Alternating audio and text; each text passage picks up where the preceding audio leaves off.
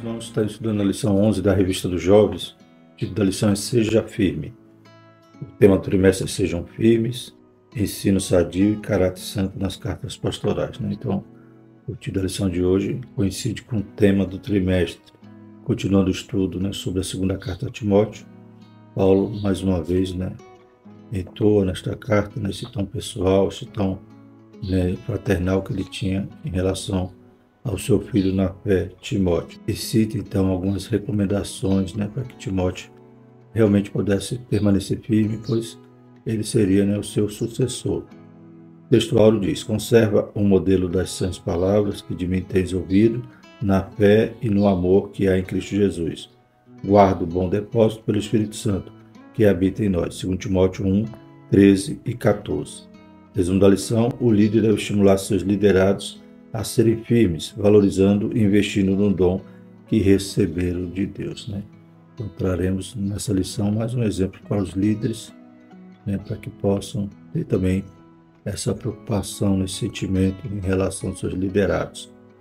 Ele está transmitindo ali um legado, está transmitindo um bastão para que dê prosseguimento à obra do Senhor. Então, tem que ter todo esse cuidado de preparar, de zelar, de cuidar, de desejar o desenvolvimento do seu liderado. Os objetivos da lição são mostrar quais eram as lembranças de Paulo dos momentos que passou com seu filho na fé, Timóteo, explicar o fato de que Paulo exortou a Timóteo para que despertasse o dom e saber que não devemos nos envergonhar do Evangelho de Cristo. O texto bíblico se encontra em 2 carta a Timóteo, capítulo 1, do verso 3 ao 18. Diz assim: dou graças a Deus, a quem desde os meus antepassados vivo com uma consciência pura, porque sem cessar faço memória de ti nas minhas orações, noite e dia, desejando muito ver-te, lembrando-me das tuas lágrimas para me encher de gozo, trazendo à memória a fé não fingida que em ti há, a qual habitou primeiro na tua avó Lóide e em tua mãe Eunice. Estou certo que também habita em ti. Por este motivo te lembro que despertes o dom de Deus que existe em ti pela imposição das minhas mãos, porque Deus não nos deu o espírito de temor, mas de fortaleza, de amor e de moderação. Portanto, não te envergonhes do testemunho de nosso Senhor, nem de mim que sou prisioneiro seu. Antes participa das aflições do Evangelho, segundo o poder de Deus, que nos salvou e chamou com uma santa vocação, não segundo as nossas obras, mas segundo o seu próprio propósito e graça, que nos foi dada em Cristo Jesus antes dos tempos dos séculos, e que é manifesta agora pela aparição de nosso Salvador Jesus Cristo, o qual aboliu a morte e trouxe à luz a vida e a incorrupção pelo Evangelho, para o que fui constituído pregador e apóstolo e doutor dos gentios, por cuja causa padeço também isto, mas não me envergonho, porque eu sei em quem tenho crido, e estou certo de que é poderoso para guardar o meu depósito até aquele dia. Conserva o modelo das sãs palavras que de mim tens ouvido, na fé e no amor que há em Cristo Jesus. Guarda o bom depósito pelo Espírito Santo que habita em nós. Bem sabes isto, que os que estão na Ásia todos se apartaram de mim, entre os quais foram Figelo e Hermógenes. O Senhor conceda misericórdia à casa de Onesíforo, porque muitas vezes me recriou e não se envergonhou das minhas cadeias. Antes, vindo ele a Roma, com muito cuidado me procurou e me achou. O Senhor lhe conceda que naquele dia ache misericórdia diante do Senhor, e quanto me ajudou em Efésio, melhor sabes tu. Glórias a Deus. A introdução diz: no texto em estudo, Paulo demonstra sua confiança na sinceridade de fé de seu principal cooperador, fundamento para exercício de seu dom no poder do Espírito Santo.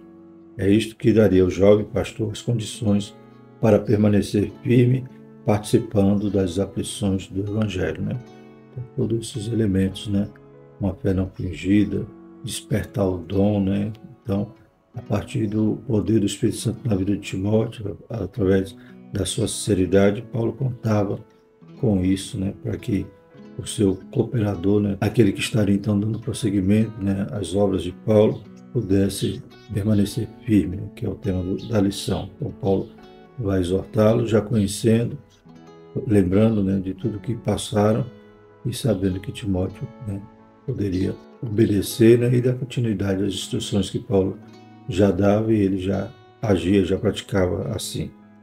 Primeiro tópico, as lembranças de Paulo. Primeiro subtópico, momentos que marcam. Você já ouviu falar em memória afetiva? O texto estudado hoje nos apresenta um cenário que se encaixa bem com o que atualmente tem sido conceituado como memória afetiva. Os momentos vividos por Paulo com Timóteo vieram à sua mente de maneira mais profunda e afetuosa, quando ele estava preso em Roma. Então, Paulo estava numa situação difícil, mas tudo aquilo que ele já havia vivido, né, principalmente as lembranças que ele tinha de Timóteo, lhe fortalecia, lhe trazia, né, um pouco de ânimo, de alegria. Né? Então, Paulo, como veremos aqui na lição, né, além de lembrar, além de se comportar, se alegrar com as lembranças que tinha de Timóteo, né, também fazia com que ele orasse, né, constantemente pelo seu filho.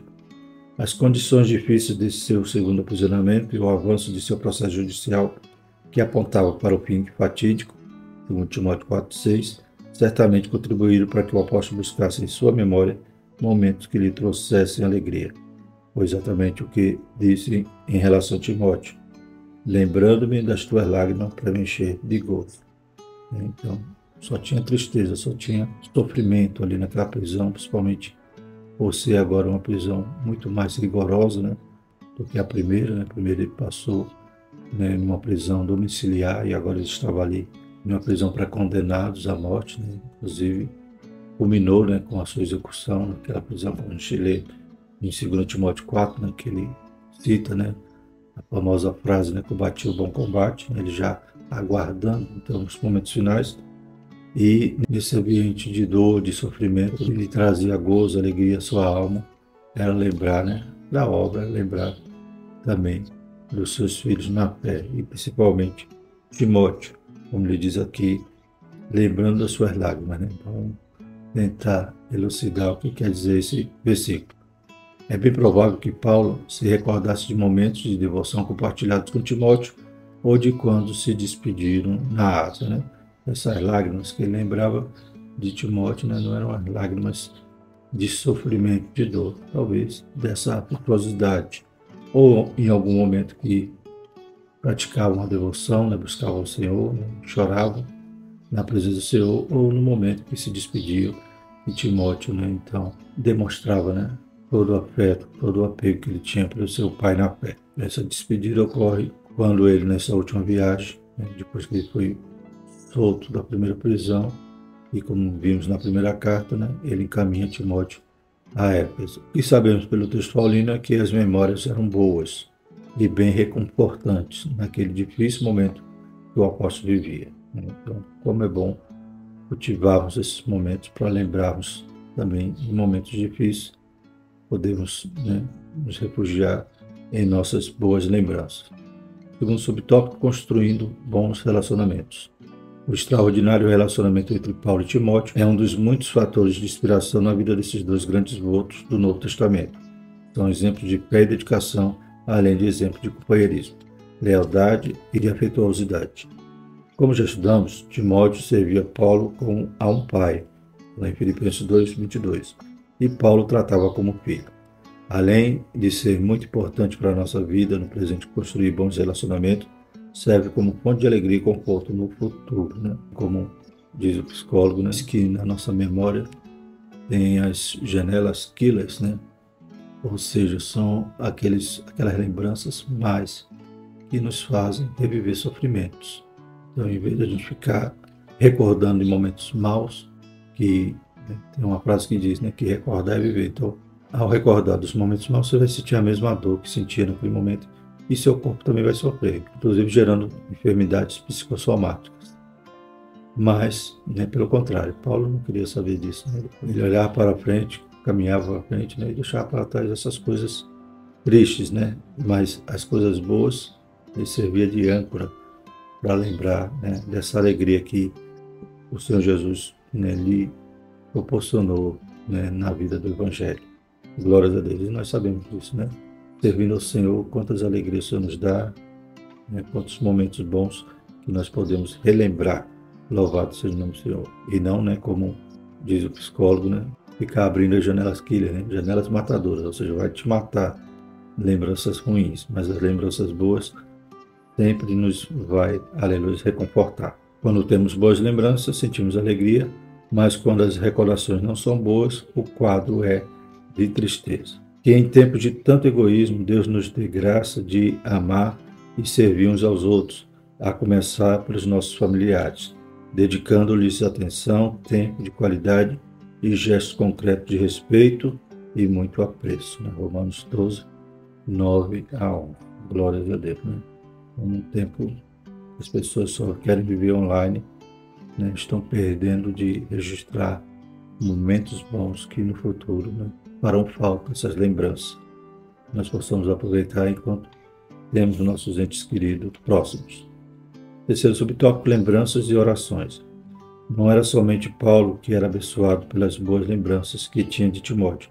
Este também era alvo de bênção. Todas as vezes que se lembrava de seu amado filho, Paulo fazia orações por ele noite e dia, né? Então, essas lembranças, além de serem reconfortantes para Paulo, era a bênção para Timóteo, pois era momento que Paulo, né, estava sempre orando pelo seu filho.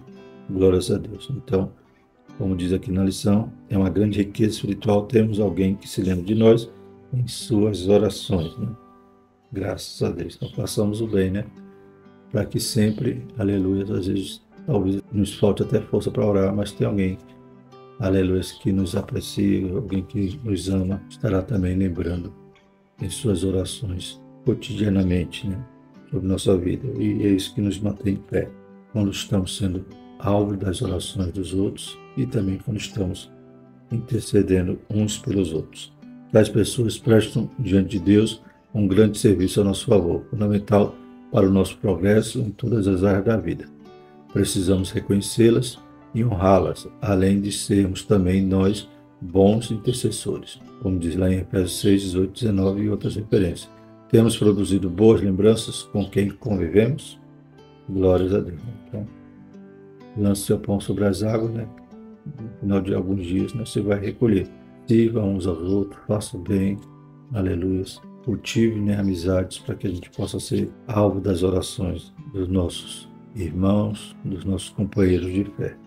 Segundo tópico, desperte o dom. Primeiro subtópico, chama acesa. Então é mais uma recomendação de Paulo a Timóteo, né? Parece, como o comentarista cita, né, que havia uma certa timidez em Timóteo, né? Então, na primeira carta, desde a primeira carta, Paulo já vai exortando, né, para que ninguém despreze a sua mocidade e também que ele despertasse esse dom. A força ministerial de Timóteo vinha do dom divino que recebera pela imposição das mãos do presbitério, incluindo Paulo. 1 Timóteo 4,14 e 2 Timóteo 1,6. Era um poder interior que o capacitava para o exercício de sua missão. Agora precisava despertar o dom. O sentido metafórico do verbo despertar é como o assoprar de brasas vivas para manter aceso o fogo, né? Então era para ele ter esse avivamento, né? Ou seja, já tinha o dom, já havia sido posta a mão sobre ele, né? Já tinha essa santa vocação. Então se despertar era avivar, era soprar para que a brasa pegasse fogo, né? Então Paulo exortava ele para ele ter esse ânimo, para ele se esforçar. Aleluia, pois o dom ele já recebera de Deus. Cabia a ele avivá-lo e exercitá-lo. Não era, portanto, que Timóteo estivesse desanimado ou frio na fé, mas que precisava manter-se ativo, avivando o dom que já havia recebido. O texto sugere que o jovem pastor necessitava de um novo encorajamento, talvez uma nova inspiração para o pleno desenvolvimento de seu ministério diante de sua inclinação à timidez. 2 Timóteo 1,7, né? Então, como Jesus aparecendo ali aos discípulos, né, após ressuscitar, soprando ali sobre eles o Espírito Santo. Então Jesus estava aqui, animando, né, avivando a fé dos discípulos, pois eles estavam agora tímidos, cerrados ali, né, atrás das portas, e precisava também serem encorajados. Então o líder tem essa função também de encorajar, de animar, de elogiar os seus liderados. E Paulo sabia exercer a liderança com excelência. Ninguém está isento de viver fases espirituais difíceis na vida, nas quais a busca de uma experiência mais profunda com Deus seja fundamental para prosseguir na jornada de fé, como aconteceu com o profeta Elias, né? O próprio Deus também anima Elias, né? Louvado seja o nome do Senhor. Ele estava ali abatido, né? Decepcionado com Israel, né? Alguns pensam que ele estava com medo, mas eu imagino que não havia medo, e sim o desânimo, né? Ou seja, tudo que Deus fez, derramou fogo do céu, mas mesmo assim Jezabel ainda estava no posto, ameaçando, e o povo, né, não tinha realmente se convertido. O povo dizia, boa esta palavra a Elias, mas ao mesmo tempo que dizia boa essa palavra, se admirava com fogo descendo do céu, daqui a pouco estavam novamente na idolatria. E Deus precisou encorajar Elias, pois a jornada dele ainda seria longa. Louvado seja o nome do Senhor. Segundo subtópico, comunhão diária. Nossa vida espiritual depende da prática de disciplinas diárias, para que nos mantenhamos acesos quanto à nossa fé, devoção e dedicação ao serviço cristão. Se assim não fizermos, há a tendência a chegar no desânimo. As cinzas vão tomando conta do altar e o fogo pode se apagar de vez, né? Então, essa fé não fingida, como a de Timóteo, de sua avó e de sua mãe, né, tem que ser o nosso motor para sempre estar removendo essa cinza e avivando, né, a nossa devoção, a nossa dedicação, o nosso serviço. Glórias a Deus. Para que não venhamos, então, a desanimar.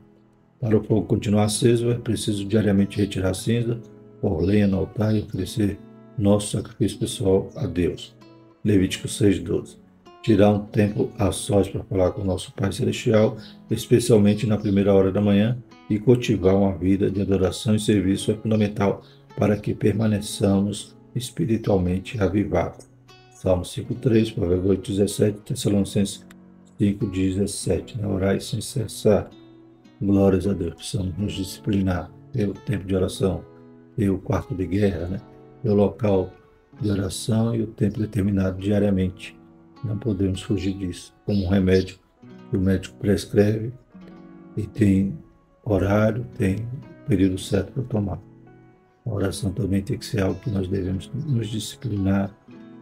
Glórias a Deus, ter um devocional com Deus, ler a sua palavra, adorá-lo, para que a cinza diariamente seja removida e seja colocado a lenha para que o fogo permaneça aceso. Poder, amor e moderação, terceiro subtópico. Paulo lembra a Timóteo que o espírito que Deus nos deu não é de temor, timidez, covardia ou medo, délia no grego, mas de fortaleza ou poder, amor e moderação, equilíbrio, domínio próprio ou autocontrole. Os exegetas se dividem acerca do sentido do termo espírito no versículo 7 de 2 Timóteo 1. Para alguns teria o significado de atitude interior. Para a maioria, contudo, trata-se de uma referência ao Espírito Santo, porque ele é a fonte do poder, do amor e da moderação que recebemos para viver como um cristão e servir a Deus segundo o dom recebido dele. Romanos 12, 4 a 8. Né? Há essas duas interpretações, né? Mas é claro que a gente percebe aqui que o Espírito Santo teria o significado mais próprio, né, para esse versículo. É ele que é o nosso dínamos, ele que é o poder, a virtude de Deus na nossa vida. O exercício de nossa vocação deve ser feito com a conjugação dessas três virtudes espirituais, para que seja pleno e perfeito. O poder não deve ser exercido em prejuízo ao amor, e tudo deve ser feito com equilíbrio, né? Com esse espírito de fortaleza, de amor e de moderação, né? Tem que haver essas virtudes, né, nesse exercício desse poder, né, desse espírito de fortaleza. Engana-se os que pensam que o verdadeiro poder de Deus se manifesta de forma grosseira e imoderada, né? Alguns acham que a autoridade de Deus é tratar os outros mal, né? É achar que está acima de todos e, né, usar a palavra até às vezes para machucar. Que Deus tenha misericórdia, né? Que saibamos ter empatia e nos colocar no lugar dos outros e fazer tudo com moderação, conforme o Espírito Santo nos proporciona aqui, revelado nesse texto que Paulo desejava para que Timóteo agisse assim. Não com timidez, mas com fortaleza, amor e moderação. E o terceiro tópico, não te envergonhes. Primeiro subtópico, o testemunho de Cristo. A vida cristã às vezes é vista com um certo glamour ou encantamento. Isso tem se acentuado principalmente por causa do crescimento do chamado mundo gospel, de forte viés artístico e mercadológico, né? Infelizmente é isso que vivemos hoje, né? Aqueles que se dizem cantores, né?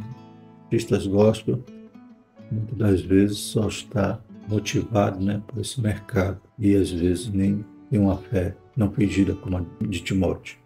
Pelo contrário, né, busca apenas fama, dinheiro, né, reconhecimento e apresenta então um evangelho diferente do que a Bíblia diz, né?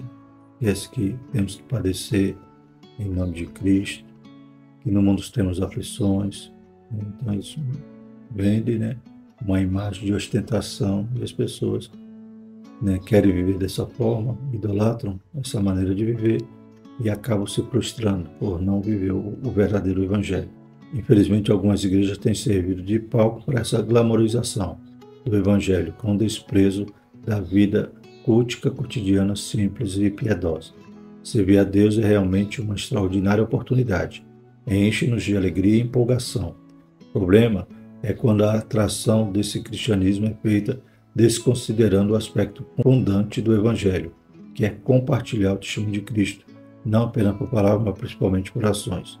Em um mundo tão secularista, materialista e hedonista, viver de acordo com a pureza e a simplicidade do evangelho é um grande desafio. É remar contra a maré, Romanos 12:2, né? Não vos conformeis, né, com este mundo, né, mas transformai-vos, né, pela renovação do vosso entendimento. A mensagem da cruz, que importa, renúncia, é vista como loucura, pois a visão cristã bíblica não confere com a cultura vigente, né? Então, a cultura vigente é o triunfismo, né? É só vitória, né? É só ostentar. E as redes sociais, né, são um reflexo disso, né? Querem mostrar, né, uma falsa aparência, mas o verdadeiro evangelho é servir a Deus, servir aos outros, né? E buscar almas, é renunciar, né? Glórias a Deus. É sofrer pelo evangelho, padecer, como Deus falou para Ananias, né? Vá lá que ele vai escolhido e eu vou mostrar, né, a Paulo, né, o quanto ele haveria de padecer pelo nome de Jesus. Realmente padeceu, sofreu, mas combateu o bom combate e venceu. Paulo está passando, né, esta alegria do evangelho, essa fortaleza, né? Ele não se envergonhava do evangelho, pois sabia que era poder de Deus, estava passando por seu filho, estava exortando a não se envergonhar também. Vivemos em uma sociedade que se autodenomina plural e inclusiva, mas que não tolera quem pensa e vive diferente. Assim como Timóteo, precisamos do encorajamento que vem do Espírito Santo para viver como cristão convicto. Somente uma transformação profunda a partir do nosso interior nos capacita a manifestar o caráter de Cristo no mundo. Gálatas 4:4. Então, por isso Paulo diz, né, seja firme, tem que ter coragem, porque hoje a gente vive num tempo difícil. As pessoas dizem que, né, os crentes são fundamentalistas, são preconceituosos, né, mas em nome de qualquer ideologia, né, eles nos atacam, eles que realmente imprimem, né, esse preconceito contra uma vida cristã santa, em conformidade com a palavra, né? Então, há esse pluralismo, todos com pensamento, todos têm um livre pensamento, a livre forma de agir, menos o cristão, né? O cristão, ele é pessoa não grata numa sociedade líquida, né, sem fundamento, sem princípios. Que Deus tenha misericórdia de nós, sejamos firmes mesmo. O prisioneiro de Cristo, segundo o subtópico. As prisões de Paulo não podiam intimidar Timóteo, pelo contrário, deveriam servir de estímulo para que o jovem pastor também participasse das aflições do Evangelho segundo o poder de Deus. Além dos sofrimentos comuns do exercício de sua missão pastoral em Éfeso, Timóteo já havia compartilhado de muitas das aflições do apóstolo durante as várias viagens que fizeram juntos, né? Então, também sofreram, apanharam juntos, né? Inclusive o próprio Timóteo também foi preso, como diz aqui em Hebreus, né? O próprio Timóteo já teria experimentado ou viria a experimentar a cadeia, como se infere na menção feita a ele pelo escritor aos Hebreus, Hebreus 3:23. E segundo a tradição, assim como Paulo, Timóteo foi martirizado por causa da pregação do Evangelho, né? Então, quem ia querer seguir, né, um influenciador desse, né? Que está preso, que sofreu, né, que morreu pelo Evangelho. Pelo contrário, as pessoas querem seguir aqueles que ostentam, né, suas mansões, seu luxo, adquirido, né, pelo mercado gospel, né? Esse mundo gospel, como vimos aqui na lição, que é mercadológico, né? Então, só visa o lucro, só visa a fama, que Deus tenha misericórdia. Haja vista, né, os altos cachês, né? não estão mais naquela palavra, né, de servir, de entregar de graça que recebeu de graça, né? Claro que aqui a gente não está criticando, né, o sustento do artista, mas infelizmente hoje já não é. Eles não se preocupam com o sustento, mas sim com o lucro. Que Deus tenha misericórdia. E o terceiro subtópico, sei em quem tenho crido. Nesse texto está uma das mais belas declarações de fé feitas por Paulo. Diante de tudo o que se enfrentava, sofrendo dentro de uma masmorra romana, o que por algum tempo provavelmente incluiu a fria e escura prisão marmentina, o apóstolo fala de seu padecimento para em seguida expressar sua mais profunda convicção espiritual. Eu sei em quem tenho crido, e estou certo que é poderoso para guardar meu depósito até aquele dia, né? Que dia, né? Glórias a Deus. Paulo tinha essa plena confiança. Aleluia, no porvir, né? Deus ia, louvado seja o nome do Senhor, o ressuscitar, como a gente vê em Tessalonicenses, em Coríntios. Então, Paulo tinha plena confiança no Jesus que ele servia e entregou sua vida a ele, glórias a Deus, e em prol, né, do seu reino, em prol da mensagem do Evangelho, de fazer de tudo para salvar as pessoas. Por quê? Ele tinha plena confiança e tinha vívida essa bendita esperança. A fé de Paulo era na pessoa de Jesus Cristo. Sua fé era fruto de seu relacionamento com o Mestre, desde o dia de seu encontro com ele no caminho de Damasco, Atos 9, 1-6. Sua inabalável confiança o estimulava a continuar padecendo sem se envergonhar, porque tinha certeza de sua salvação eterna e da recompensa que receberia no dia de Cristo. 2 Timóteo 1:12 e 4:8. Ancorado nessa fé, o apóstolo exorta Timóteo a permanecer firme, considerando o modelo das sãs palavras, ou seja, a correta doutrina como havia recebido de Paulo, na fé e no amor que há em Cristo Jesus. 2 Timóteo 1:13.